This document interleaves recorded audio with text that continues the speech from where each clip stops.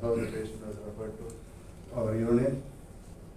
And that is the one which is showed there, the aneurysm aorta, prominent aorta. And then once it was seen, next investigation is you do aortography called a CT of the contrast CT it is called. We inject dye into the patient and you can see it's dilated. This is the huge aneurysm of the whole lower part of the aorta. In this area is the vocal cord. So this was pressing on the vocal cord. The reason for hoarseness of voice was an aneurysm, not any problem with the throat. And now, when he came here, he was complaining of breathlessness. So when anybody complaining of breathlessness at his age, 66 years, we always have to do an echo, and we found out that the heart function was only 40%. Echocardiogram shows. So there should be some reason for that. Then we straight away did a coronary angiogram and found that the main artery supplying the heart, the right side and the left side, both had significant blockage, which is responsible for his breathlessness.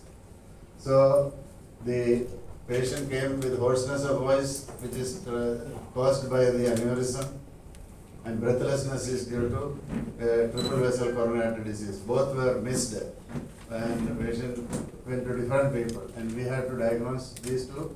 And once we diagnosed the problem, then the doing both together is very risky. We cannot do bypass first, because if you do a bypass first, when during the operation, sometimes this aneurysm can rupture. One of the fatal problem of aortic aneurysm is rupture and sudden death if not treated on time.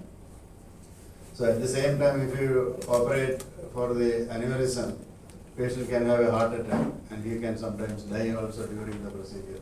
So then we discussed among our team, and then we talked to the patient what is the best, because doing both together is very risky. So we thought we will go through the lesser risk procedure, because if you do the operation bypass surgery with using heart-lung machine, again sometimes this is the aorta ruptures, means the blood coming out of the aorta, you can die suddenly.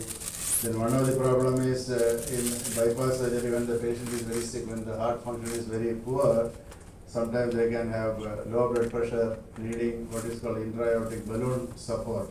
So that cannot be put in this patient because of the aneurysm. Usually we place it in the aorta. So if during bypass surgery, if any complication occurs, it is very difficult to save him. A life-saving support cannot be given to him. So first, if you do the aorta, like what I said, sometimes blood pressure droppage can produce a myocardial heart attack during the procedure. Sometimes it can produce cardiac arrest also, which could be fatal. So what we told the patient was, these are the problems involved, but we decided that a bypass surgery without stopping the heart, that is on a beating heart, bypass surgery is safest for him first. Then we will control his blood pressure and wait for at least about a month so that he recovers out of it, and do the aortic aneurysm surgery. So this is the, it will work, the video work. I'll press once more. Yeah. So we did the bypass surgery on a beating heart. That is the video what you are saying, opening the heart, the breastbone, and then we are taking the artery from behind. It's called internal mammary artery.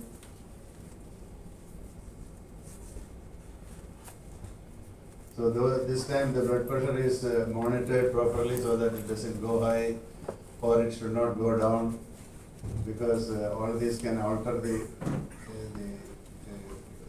hemodynamics of the patient, sometimes can produce cardiac arrest. All these are possible in this patient.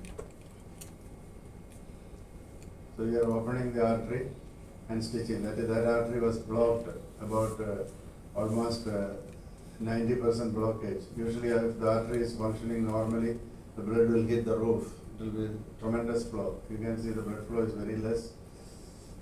Now we are stitching that is a shunt we call. When we do the operation, the native flow, the blood flow is maintained through this shunt. There's just got a hole in the middle. So while we take stitches, blood is flowing naturally through this artery, so that the heart function is preserved during the procedure. That is the major bypass we are doing. That is an artery taken behind the breastbone, and that is going to be connected to the, it's called the left anterior descending artery. That is the main artery which supplies blood to the heart. This artery is called the widowmaker. Usually, olden days in the pathology books they call it, because usually heart attack occurs in young males, and if it gets blocks, you die. That is called, it's called the left anterior descending artery.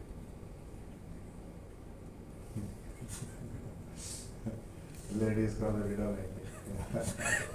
It really is, because in a massive attack, occlusion of the lady can kill you straight away. So people die of a sudden heart attack on that artery. 3 out of 10 patients die if that artery is blocked. So this is the second bypass we are doing with the vein taken from the leg.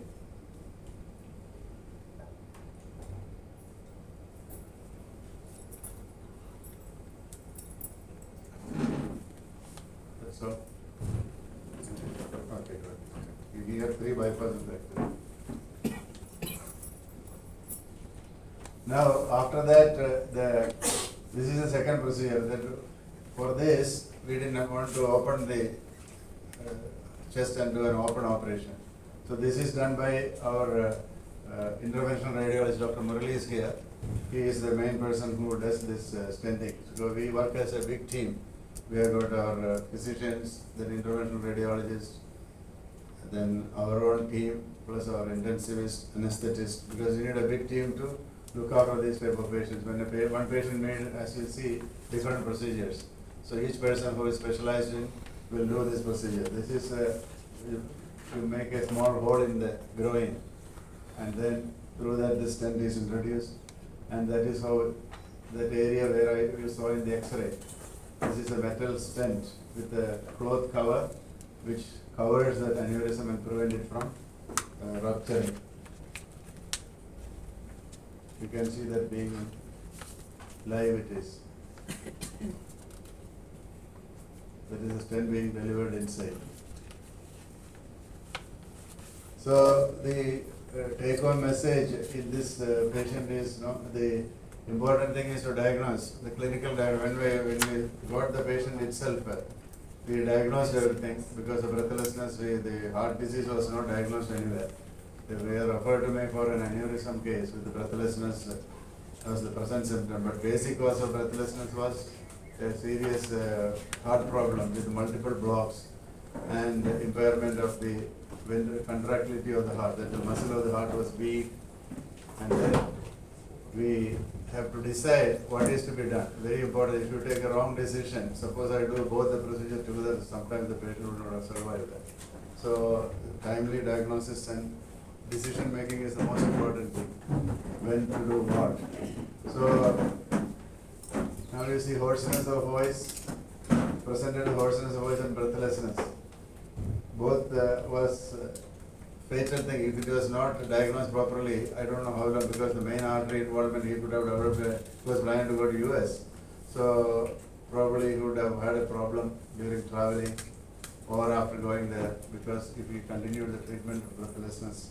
So a simple chest X-ray examination has helped this patient. So not all breathing difficulties are lung diseases. So simple, that chest pain, pressure, heaviness or discomfort will be there normally in all heart diseases, but it was not diagnosed properly. Sometimes there will be dizziness or lightheadedness and exhaustion, extreme exhaustion on exercise. So it points down to people who are at high risk. The risk, what I mean is elderly people over the age of 55, those who are diabetes, those who have family history of heart attack, and those who are high blood pressure. A regular health checkup can pick up a hidden disease which could be fatal sometimes. It's like a X-ray, echocardiography and blood examination, and if necessary a CT scan definitely will help in picking up patients who have silent problem which can be fatal. That is why sometimes you feel that so and so absolutely normal suddenly fell down and had a heart attack. Sometimes Aneurysms also are not diagnosed. People died of rupture.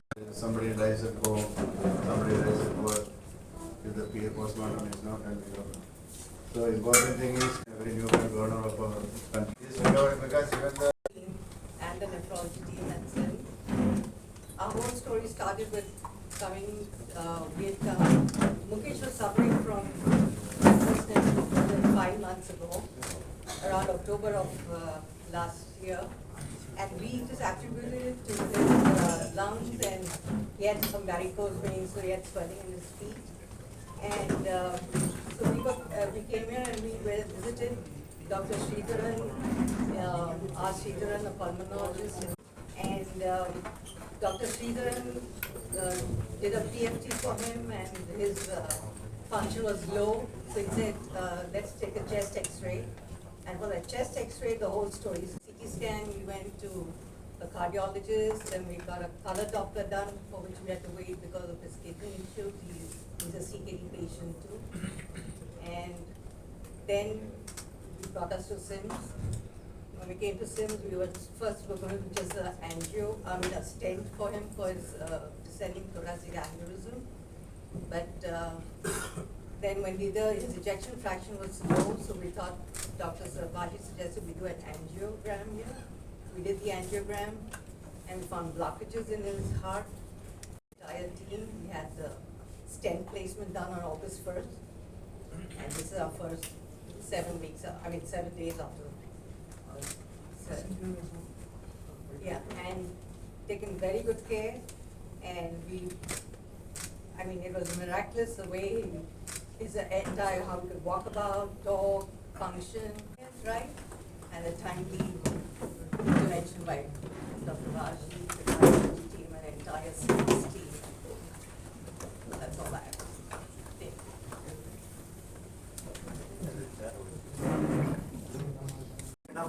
ENT doctor பார்க்க போயிருந்தாங்க.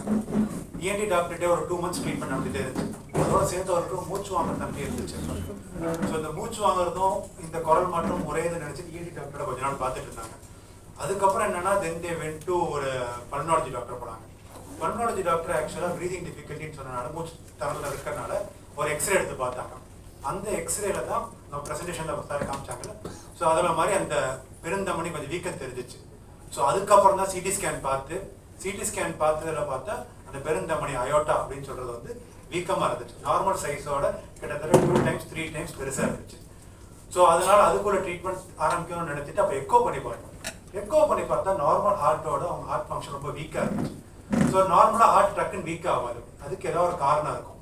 அதுக்காக என்னன்றதை ஒரு angiogram எடுத்து பார்த்தோம். இந்த angiogram எடுக்கிறதுக்கும் என்னன்னு கேட்டிங்கன்னா அவங்க சொன்ன மாதிரி அவங்களுக்கு கிட்னி ஃபங்க்ஷனும் கொஞ்சம் லைட்டாக வீக்காகவும் இருந்துச்சு. ஸோ அதனால நெஃப்ராலஜி டாக்டர்லாம் பிளான் பண்ணி அதுக்கப்புறம் நம்ம வந்து இந்த ஆஞ்சியோகிராம் பண்ணோம். ஆஞ்சியோகிராம் பண்ணும்போது ஆக்சுவலாக அவங்களுக்கு பிளாக்கேஜ் ரொம்ப சிவியராக இருந்துச்சு. ஸோ அந்த பிளாக்கேஜினால தான் ஹார்ட் ஃபங்க்ஷனும் கொஞ்சம் வீக்காக இருந்ததுனால ஸோ பைபாஸ் பண்ண வேண்டிய நிலைமை வந்துச்சு. ஸோ இப்போ என்னன்னு கேட்டிங்கன்னா ஆக்சுவலாக பைபாஸும் பண்ணணும், அந்த பெருந்தமணியில் ஸ்டென்ட்டும் வைக்கணும். ஸோ இது ரெண்டும் பண்ண வேண்டிய நிலைமை இருக்குது அவங்களுக்கு. ஸோ இது ரெண்டும் பண்ண ஒரே நேரத்தில் பண்ணுறதா ஒன்றா பண்ணுறதா அப்படின்றதான் கேள்வி. இப்போ வந்து பைபாஸ் பண்ணணும்னு வச்சுக்கோங்க, பெருந்தமணி வெடிக்கிறதுக்கு சாதியங்கள் அதிகம். ஸோ அதனால அதை ஃபஸ்ட்டு பண்ண முடியாது. என்னன்னா சார் காமிச்சாங்க அந்த பலூன் வச்சாலும் அந்த பலூன் மூடி தொடங்கும். அதனால அந்த பெருந்தமணி வேகமாக பண்ணும்போது அது உடையிறதுக்கு அந்த பஸ்ட் ஆகிறதுக்கு சான்சஸ் அதிகம். ஸோ அதனால எப்படி பண்ணுறதுன்னு சொல்லி டிஸ்கஷன் நடந்துச்சு. இப்போ இன்கேஸ் அந்த அயோட்டா ப்ரொசீஜர் ஃபஸ்ட்டு பண்ணணும்னு சொன்னால் ஹார்ட் ப்ரொசீஜர் பண்ணும்போதே ஆஸ்ட் ஆகிறதுக்கு சான்சஸ் அதிகம். ஸோ இதனால வந்து டிஸ்கஷன் பண்ணி பிளான் பண்ணிட்டு என்ன பண்ணோம், so without heart lung machine, அதாவது ஹார்ட்டை சப்போர்ட் பண்ணோம், பீட்டிங் ஹார்ட்லேயே பைபாஸ் சர்ஜரி பண்ணலான்னு சொல்லி பிளான் பண்ணி ஃபர்ஸ்ட் அதை பண்ணோம். அதை முடிச்சு அவங்க சொன்ன மாதிரி 1 month ரிகவரி ஆனதுக்கு அப்புறம் ஸ்டென்டிங் போய் பண்ணோம். ஸ்டென்டிங் முடிச்சு 1 வாரம் ஆச்சு. Is doing good now. Over a period of time it may improve because when the heart functions better, number of medications, the kidney derangement due to various factors, when the heart is not functioning properly, the diabetes, or patients taking a lot of drugs, so many medicines are injurious to the kidneys. So when all these systems work well, sometimes the kidney functions slowly. It will not deteriorate, otherwise it can slowly go back and maybe 3 or 4% of patients may require dialysis. But kidney is now back to normal, not normal, but it is, you can manage without anything. Without everything we have reduced. Everything we have, so many medicines we were taking. All those, that was the biggest advantage. நீங்க எவ்வளவு வருஷமா மாத்திரை மெடிசின்ஸ்ல இருக்கீங்க? BP medication வந்து அந்த 20 வருஷமா எடுத்துக்கிட்டு. And now he's not on a single one. Not even No BP medication once. She is checking the BP every 1 hour. I was telling. She got a charge this morning. Taking BP when he is lying down, when he is standing up, when he is walking.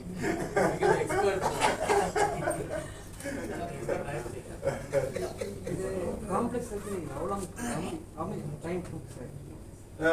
The bypass surgery takes about 5 hours.